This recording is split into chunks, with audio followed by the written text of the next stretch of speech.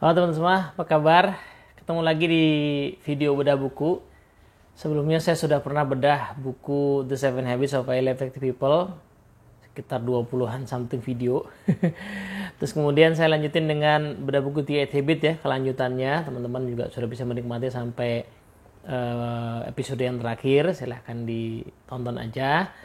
Nah sekarang saya mau lanjutin bedah buku ke buku yang tidak betul-betul baru, tetapi baru-baru ini masuk sebagai sebuah training ya di Frank Covey, di Dunamis juga. Jadi sudah ada trainingnya juga. Nah, buku ini saya kenal waktu pertama kali dia muncul sebagai edisi pertama, yang kemudian sekarang sudah ada edisi yang keduanya dari Revised Update Edition-nya. Sebuah buku yang dari judulnya aja waktu itu saya melihat ini buku yang menarik ya.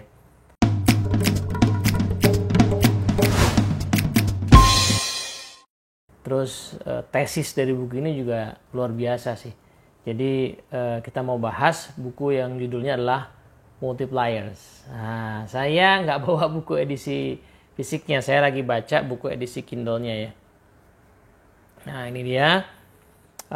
Bukunya lumayan tebal tapi sangat bagus. Dan saya kira di Indonesia sudah ada edisi terjemahannya. Meskipun mungkin belakangan agak susah dicari di Gramedia, tapi mungkin di toko online ada ya. Edisi bahasa Inggrisnya juga sempat agak lama di beberapa toko buku, mudah ditemui. Sekarang agak susah sih, tapi buku ini bagus banget ya. Nah, judul bukunya Multipliers, subjudulnya How the Best Leaders Make Everyone Smarter. Jadi gimana para pemimpin yang baik itu sebenarnya adalah justru pemimpin yang mampu membuat orang-orang itu menjadi lebih pintar, lebih cerdas gitu ya. Yang nulis namanya Liz Wiseman. Nah, ini perempuan ya, ibu-ibu.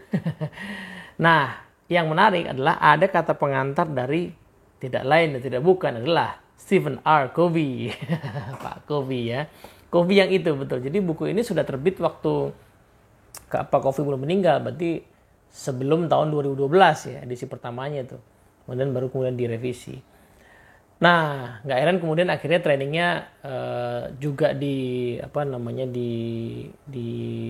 tersedia lah di sebagai salah satu solusi dari Franklin Covey, dan tentu saja Dunamis di Indonesia juga bisa mengadakan hal itu.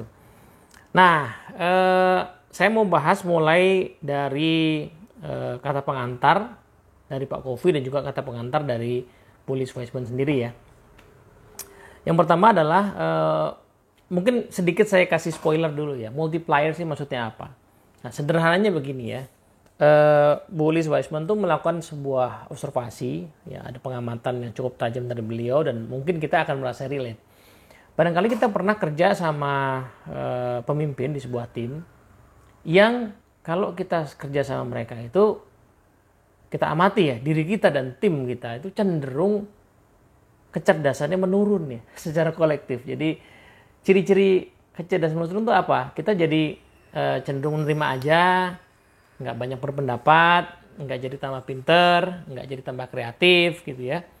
Si pemimpinnya bisa jadi kreatif, pemimpinnya bisa jadi punya banyak ide dan kita tinggal jalanin aja. Nah, di sisi yang lain ada para pemimpin yang kalau kita kerja sama mereka itu kita tambah pinter, kita berani ngomong, berani berpendapat, berani ngusul. Dan secara kolektif tim kayak gitu. Sehingga tidak saja pemimpin ini bisa mencapai hasil, tetapi bisa mencapai hasil melalui keseluruhan tim. Gitu ya. Jadi pada saat kita nggak kerja lagi sama beliau, kita jadi orang yang capable, yang kompeten.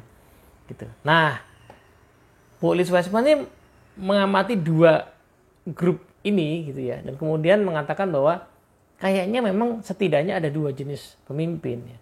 Pemimpin jenis pertama yang membuat kecerdasan kolektif tim itu menurun, itu dia sebut sebagai diminisher. Ya. Jadi orang-orang yang ya sadar nggak sadar perilakunya, tindakannya, cara dia memimpin itu mendiminish ya, menurunkan, mengurangi kecerdasan kolektif dari timnya. Nah, sebaliknya para multipliers adalah orang-orang yang ketika mereka memimpin, mereka bisa memultiply, ya, meningkatkan kecerdasan kolektif yang dari tim yang mereka pimpin.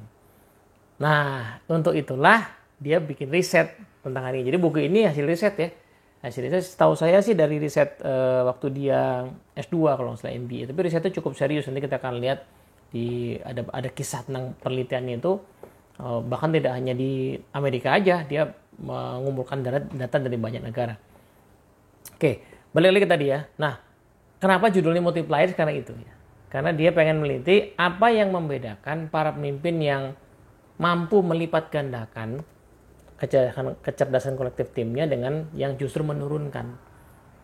Nah, pertanyaannya, kenapa pertanyaan itu jadi penting ya?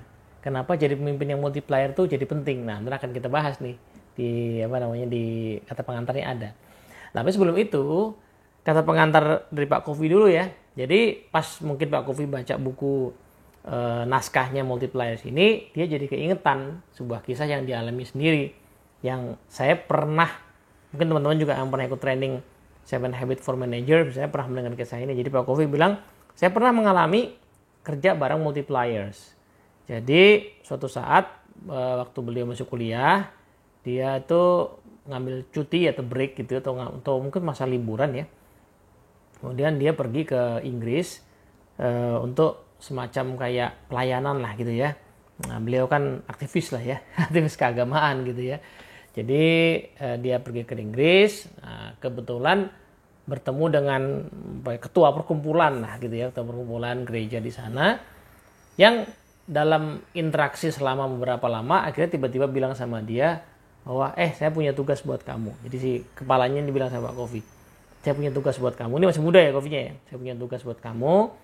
Kamu mau saya tugasin untuk keliling daerah untuk melatih kepemimpinan para ketua-ketua di daerah gitu. Nah, dia kaget dong. Siapa saya ya kan? Orang masih mahasiswa, masih muda, disuruh ngelatih para pemimpin ya. Ibarat kata nih kalau saya bayangin di Indonesia ya, anak muda disuruh ngelatih para pimpinan-pimpinan gereja lah gitu ya. Atau mungkin kalau yang muslim ya disuruh ngelatih ketua-ketua DPW NU atau Muhammadiyah gitu. Ya, stres kan gitu ya. Nah, tapi si pemimpin ini mensensing ya keraguannya si Pak Kofi, kemudian dia bilang, tenang, saya punya keyakinan besar akan kemampuan kamu bisa melakukan hal ini. Nah, saya akan mempersiapkan kamu untuk membantu para pemimpin ini belajar bareng-bareng, membagikan pengalaman mereka masing-masing. Jadi sharing best practice aja, facilitating aja kamu untuk prosesnya. Nah, gitu ya. Nah, sehingga singkat cerita ya, ya dibantu, dipandu, dilatih gitu. Nah, singkat cerita ya tugasnya berjalan dengan baik ya untuk ukuran saat itu ya. Tapi yang lebih luar biasa adalah di titik itulah Pak Kofi menemukan panggilan jiwanya ya. Jadi bahwa kalau kita sekarang mengenal beliau sebagai pakar kepemimpinan ya, pelopor studi-studi kepemimpinan dan program-program pengembangan kepemimpinan, ya titik awalnya bisa dikatakan pada momen itu. Pada momen dia merasa diberdayakan oleh seorang pemimpin, dimultiply gitu ya kecerdasan kolektifnya, sehingga akhirnya dia menemukan panggilan jiwanya bahwa dia kayaknya pengen meniti jalan ninja itu gitu ya, meniti jalan ninja sebagai seorang trainer fasilitator dalam bidang kepemimpinan. Nah, pertanyaannya kan waktu itu sih pimpinan saya tuh ngapain ya? Kok saya bisa segitunya? Saya bisa ngasih effort segitunya. Nah, itulah yang kemudian dibilang ketika saya baca bukunya Lee Wiseman ini, saya bilang, nah ini jawabannya. Jawabannya tentang apa yang dilakukan oleh pimpinan saya dulu itu ya ada di bukunya Lee Wiseman. Pimpinan saya adalah seorang multipliers yang melakukan praktek-praktek yang disebutkan oleh Lee Wiseman di buku ini, dan itulah sebabnya saya kemudian terlipat gandakan lah ya, terlejitkan lah potensi saya gitu. Nah, lebih jauh di kata pengantarnya Pak Kofi itu kemudian menerangkan kenapa multipliers itu penting sekali di zaman sekarang. Karena sekarang itu kita hidup di era ketika banyak permintaan baru ya, new demands. Jadi bisnis, bukannya bisnis, pemerintahan, segala organisasi di dunia itu menghadapi tantangan-tantangan baru. Tapi masalahnya adalah resources-nya, sumber dayanya nggak bertambah gitu. Kita lihat kan sekarang kayak gitu ya, misalnya di Indonesia nih, dengan adanya taksi online misalnya gitu ya, itu kan artinya kebutuhan orang buat mobilisasi kan bertambah. Tapi toh kenyataannya taksi-taksi kayak Bluebird ya masih ada gitu. Nah artinya kebutuhan itu bertambah, tapi sumber daya itu terbatas, ya kan? Nah jadi tantangannya makin gede, tapi sumber daya untuk mengatasi tantangannya ternyata tidak bertambah gitu kan. Nah itulah kenapa dibilang sebagai new demands, insufficient resources. Itu tesis utamanya. Jadi kenapa multipliers penting? Karena sekarang ini kita menghadapi tantangan-tantangan baru, tapi sumber daya kita tidak bertambah. Jadi di sisi lain ada dilema gitu ya. Jadi Pak Kofi bilang, saya tuh sering nanya ya, kalau lagi sebenarnya sering nanya. Berapa banyak di antara Anda, para peserta itu setuju bahwa sebenarnya tim kita yang ada di kantor itu sebenarnya punya potensi yang jauh lebih besar daripada yang sudah mereka kasih. Ya pertanyaannya pelan-pelan ya. Jadi pertanyaan gini, kalau teman-teman ditanya ya, di organisasi teman-teman, menurut teman-teman berapa banyak teman-teman setuju bahwa orang-orang di organisasi kita tuh sebenarnya punya potensi yang jauh lebih gede daripada yang sudah mereka tunjukkan sekarang. Nah, kebanyakan orang setuju bahwa 99% lah, ya tim saya itu sebenarnya punya potensi jauh lebih gede. Gitu kan? Nah, artinya kan seharusnya berarti kan tantangan yang dihadapi organisasi itu akan punya sumber daya yang cukup dong buat mengatasinya. Ya kan? Wong tim kita itu potensi yang dipakainya masih banyak, yang belum dipakainya masih banyak gitu. Berarti kan harusnya tantangan kita nggak ada masalah dong. Nah, tapi terus ditanya pertanyaan kedua, siapa di antara Anda yang merasa selalu dapat tekanan untuk memproduksi lebih dengan sumber daya yang sedikit? Semuanya juga bilang setuju. Iya, kita tuh lagi dapat tantangan memproduksi lebih banyak, tapi sumber dayanya sedikit. Lah ini kan aneh, ya kan? Harusnya tantangan itu nggak ada masalah. Harusnya kita bisa produksi lebih banyak, lawang potensi yang dipakai belum semuanya. Ya kan? Harusnya kita memang tidak perlu menambah sumber daya. Tapi kok kita ngerasa begitu ya? Selalu ada tekanan buat memproduksi lebih, sementara sumber dayanya terbatas gitu. Nah, sehingga kalau digabung jadi satu katanya ya, ada kesimpulannya. Situasinya sekarang sebenarnya adalah orang-orang itu seringkali mengalami overwork and underutilized. Jadi kalau kita bayangin misalnya ada 100 orang, sebagian kecil itu overwork. Orang-orang yang capable, yang pinter-pinter, yang produktif itu dikasih beban lebih tinggi karena mereka jago. Tapi sebagian besar yang lain jadinya underutilized. Jadi nggak seimbang. Kenapa? Karena potensinya tidak optimal. Gitu ya. Ya sebagian overwork, sebagian lagi underutilized. Padahal logikanya organisasi itu pada saat merekrut orang, pasti merekrut orang yang sudah seleksinya bagus. Nah, kok bisa orang-orang yang seleksinya bagus ini kok bisa underutilized gitu kan? Sehingga terjadilah sebagian yang lain overwork gitu kan. Nah, maka dari itu si Pak Kofi bilang, jadi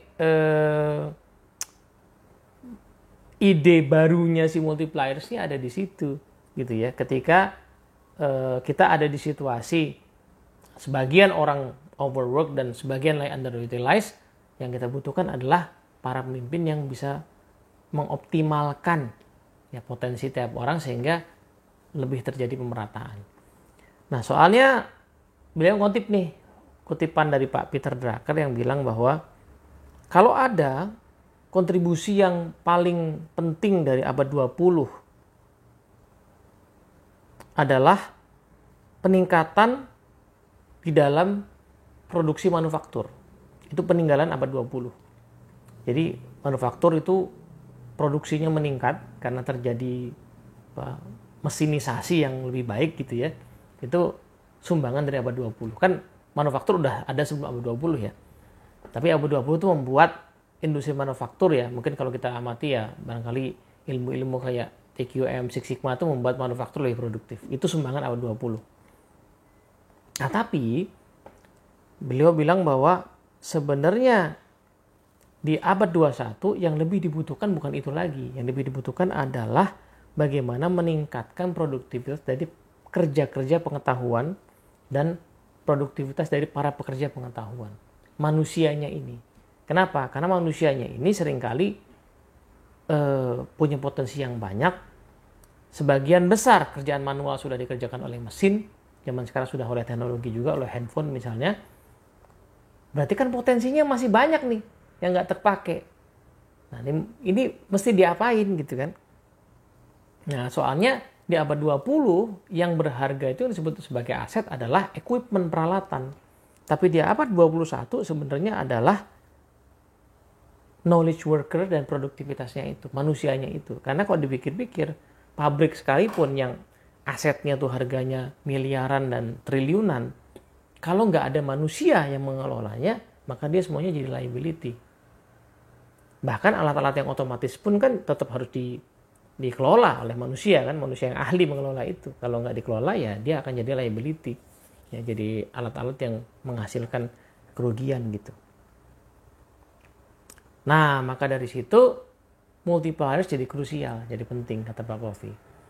Nah, yang unik kata Pak Kofi dari buku ini katanya pertama adalah nah ini sudah disebutkan di sini. Jadi buku ini itu adalah hasil penelitian lebih dari 150 eksekutif.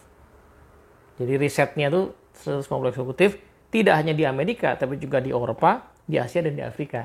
Nah, jadi ini tidak hanya meskipun ya Bullis Weisman orang Amerika dan buku ini terbit di Amerika, tapi sudut pandangnya sudah cukup mewakili ya.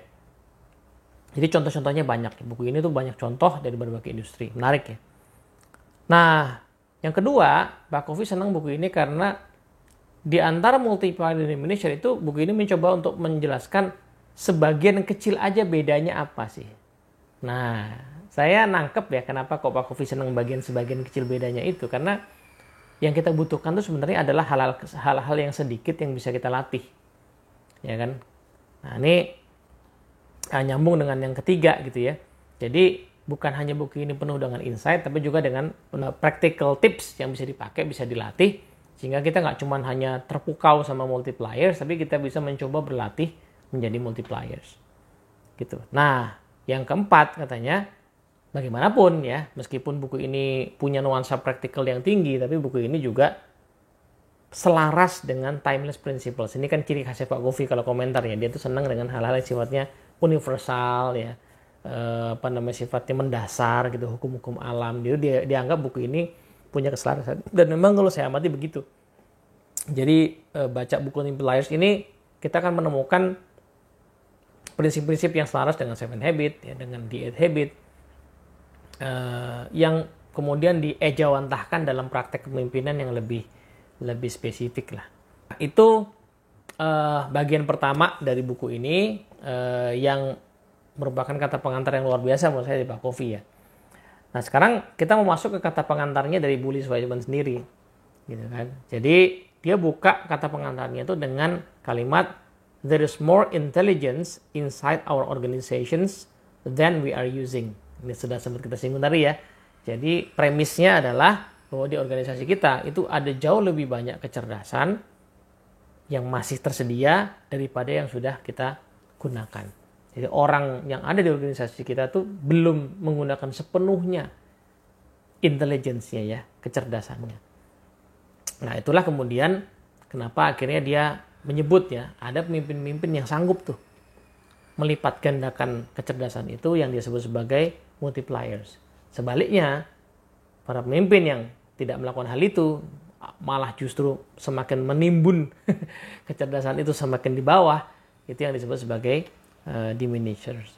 Nah, buku ini di edisi pertamanya terbit tahun 2010 itu cukup mengguncang para eksekutif ya. Karena ya nanti terutama ya ada satu chapter namanya accidental diminisher, itu yang paling menarik sebenarnya. Jadi accidental diminisher adalah orang yang menjadi diminisher bukan karena sengaja, tapi karena nggak sengaja. Dan bukan karena dia orang yang diktator ya, atau tiran gitu ya, bukan. Tapi dia justru seringkali orang yang nice, yang baik-baik saja, yang pengen berbuat baik. Tapi nggak sengaja justru mendiminish kecerdasan dari timnya. Nah, waktu edisi 2010 belum terlalu banyak dikupas, tapi yang jelas ide multiplier dan diminisher itu cukup mengguncang para pembaca di masa itu. Mungkin karena organisasi di masa itu memang lagi ngalamin banyak krisis kan ya, 2008 ya. Krisis ekonomi, ya banyak organisasi kemudian berusaha survive. Nah, balik lagi ke tadi. Jadi bahwa organisasi itu menghadapi new demands tapi insufficient resources. Karena krisis ekonomi harus mungkin efisiensi. Nah, tapi masalahnya kita butuh hal-hal baru, sumber dayanya terbatas gitu. Tidak dibungkiri bahwa yang namanya diminisher itu masih akan ada, dan banyak orang berargumen ya kalau saya lagi ngomongin begitu, berargumen enggak Pak, si itu diktator oke, si itu diktator oke gitu kan. Tapi ada perumpamaan yang bagus banget di kata pengantar, dia bilang iya sih, para orang yang fully diminisher itu mungkin akan masih tetap ada. Tapi ibarat kata tuh kayak orang di zaman sekarang yang masih pakai BlackBerry ya. Ya kan? Mungkin ada yang masih pakai BlackBerry, tapi ya tinggal tunggu waktu, lama-lama BlackBerry itu juga akan nggak bisa dipakai lagi gitu. Sama kayak telepon kantor gitu yang pakai fixed line. Ya masih ada yang pakai, tapi tinggal tunggu waktu, lama-lama tuh udah nggak dipakai lagi gitu kan. Udah nggak bisa bertahan. Liz Wiseman mengangkat kisah di awal-awal tentang seorang pemimpin yang selalu deliver result gitu ya, tapi gaya kepemimpinannya ala diminisher, yang sampai pada suatu titik organisasinya tiba-tiba melakukan restrukturisasi, perubahan strategi yang tidak memungkinkan lagi dipimpin oleh orang-orang seperti orang ini, yang disebut namanya Jorgen lah gitu ya, seorang GM. Nah, karena ya tadi organisasinya mungkin lebih slim, lebih remote, jadi banyak cabang gitu misalnya, menghendaki orang buat lebih punya otonomi bergerak, nggak mungkin dipimpin dengan orang yang pengennya ngeliatin satu-satu gitu. Nah, menariknya adalah orang ini yang tadinya berprestasi gitu ya, selalu deliver result, akhirnya harus ditinggalkan, harus disuruh pergi gitu sama organisasi, bukan karena kemampuan teknisnya, tetapi karena kemampuan kepemimpinannya. Karena dia punya gaya yang tidak lagi relevan gitu. Nah, kisah kayak gini itu makin banyak. Ya, saya sendiri pernah mendengar kisah yang saya yakin cukup valid ya, karena saya dengar dari orang yang dekat ya. Di sebuah organisasi, satu perusahaan di Indonesia, pernah kedatangan orang levelnya senior VP waktu itu ya. Orang ini sangat capable di bidangnya secara teknikal. Orang ini tidak hanya secara bukti di bisnis bagus, tapi juga orang ini bahkan seorang akademisi yang baik ya, dia nulis paper-paper yang luar biasa di industrinya dia, jadi orang ini jago banget lah. Nah, tapi sejak dia masuk itu dalam 6 bulan 2 GM-nya resign ya, nggak tahan sama gaya mimpin dia yang kalau kita baca di sini ya tergolong diminisher gitu. Nah, orang ini pun juga akhirnya nggak lama, akhirnya sama organisasi diminta untuk selesai. Kisah kayak gini jadi makin banyak ya. Kalau kisah orang yang nggak capable kemudian dipecat kan banyak ya. Dari dulu ada ya. Tapi ini kok ada kisah orang yang capable tapi dipecat itu. Nah, salah satunya karena itu. Karena organisasi tidak lagi mungkin mentolerir ya orang-orang yang menyia-nyiakan. Nah, itu tuh kalimat itu. Menyia-nyiakan sumber daya yang ada. Karena kalau kita berkaca pada kasus yang saya ceritakan tadi, perusahaan itu perusahaan yang salah satu yang bagus di Indonesia di industrinya. Jadi orang-orang yang ada di sana pilihan. 2 GM yang keluar tuh bukan GM yang nggak capable, yang nggak deliver, justru GM yang bagus itu. Nah, pimpinannya stres lah ya.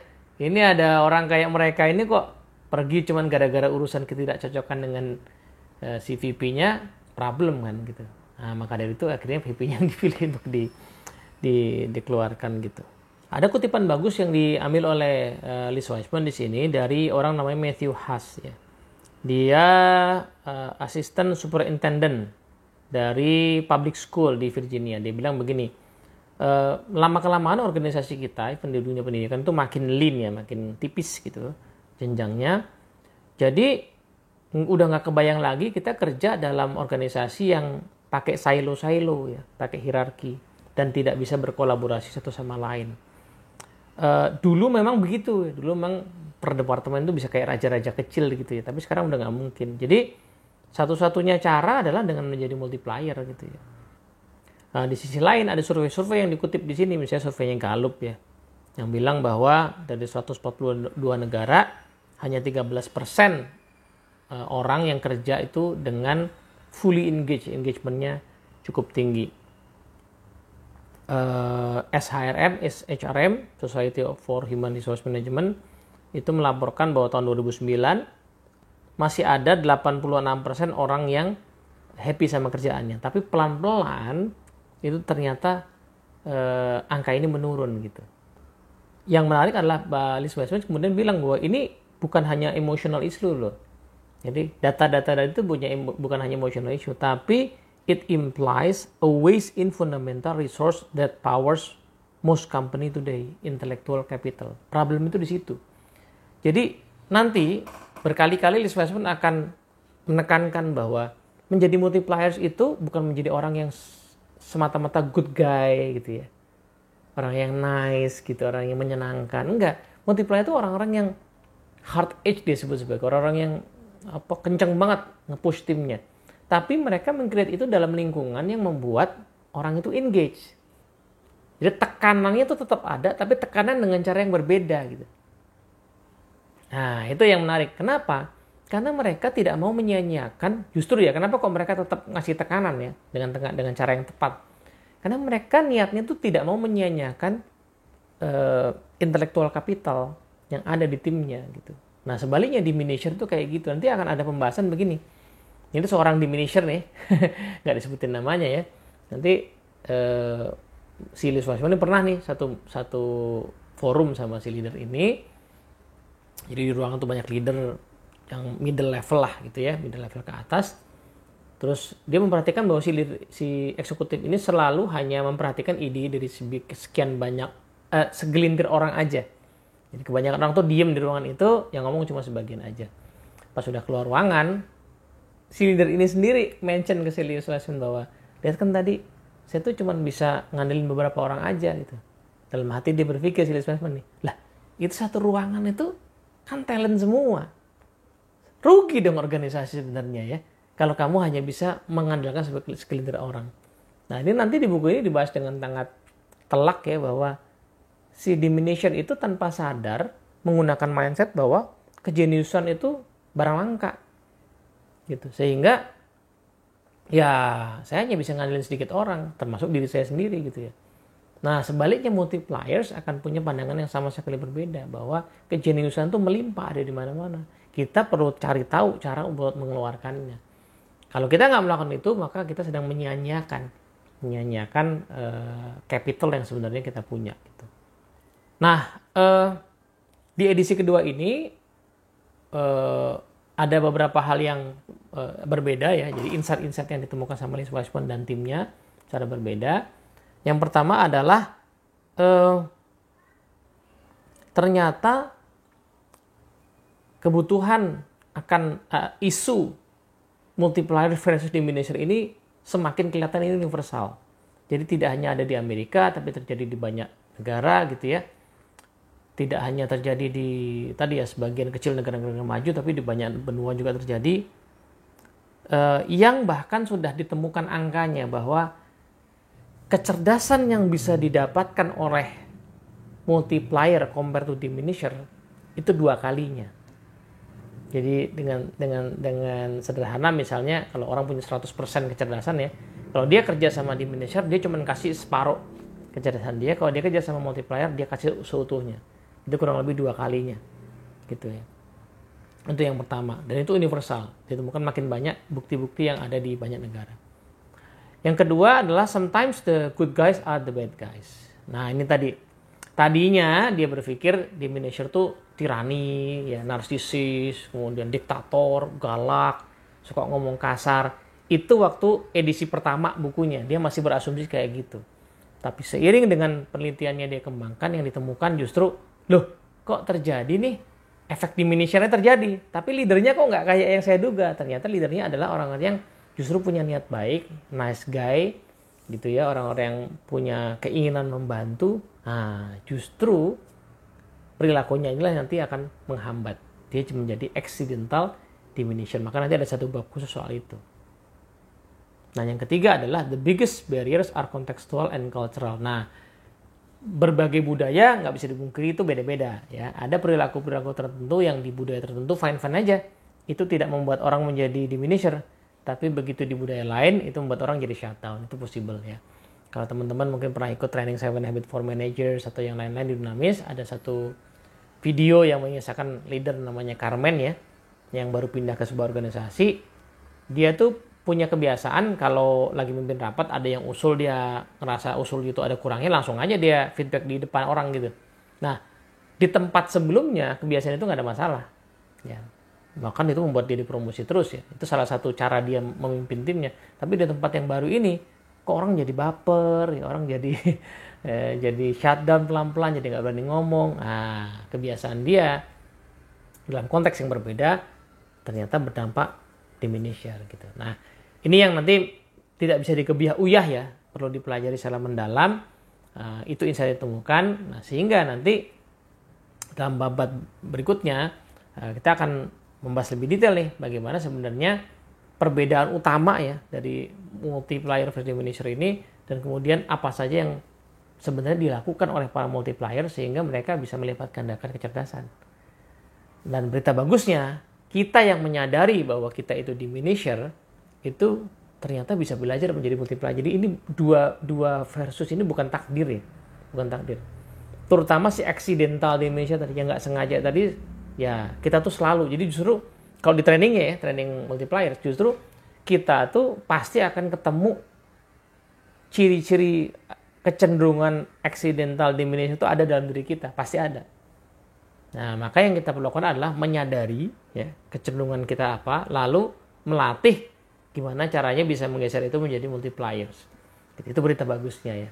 Jadi berita bagusnya bahwa kita selalu punya kekurangan untuk menjadi diminisher, tapi kita juga bisa berlatih menjadi multipliers. Sampai sini dulu, moga-moga manfaat. Assalamualaikum warahmatullahi wabarakatuh.